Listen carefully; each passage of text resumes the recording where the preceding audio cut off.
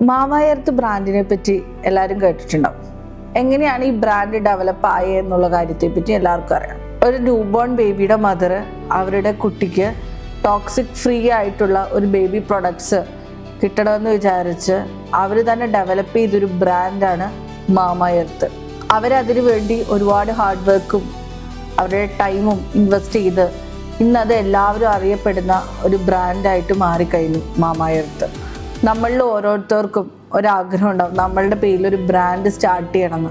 നമ്മൾക്ക് എല്ലാവർക്കും അതിനുള്ള സ്കില്ലുണ്ട്. ഇപ്പോൾ നമ്മളൊരു കോഫി ഷോപ്പിൽ ഒരു 4 ഫ്രണ്ട്സ് ഗ്യാദർ ചെയ്ത് കഴിഞ്ഞാൽ ഫസ്റ്റ് വരുന്ന ഒരു തോട്ടാണ് നമുക്ക് എന്തെങ്കിലും ബിസിനസ് സ്റ്റാർട്ട് ചെയ്താലോ എന്നുള്ളത്. പലപ്പോഴും ആ ഒരു ഡിസ്കഷൻ ആ ഒരു കോഫി എൻഡ് ചെയ്യുന്നതോടുകൂടി അവിടെ സ്റ്റോപ്പ് ആവാറാണ് പതിവ്. പക്ഷേ നിങ്ങൾക്ക് അത്രമേൽ ആഗ്രഹവും അത്രമേൽ നിങ്ങൾക്കൊരു ബിസിനസ് സ്റ്റാർട്ട് ചെയ്യണമെന്ന് ആഗ്രഹമുള്ളവരാണെങ്കിൽ തീർച്ചയായും നിങ്ങൾക്ക് ഈസി ടാക് ബിസിനസ് സെറ്റപ്പിനെ കോൺടാക്ട് ചെയ്യാവുന്നതാണ്.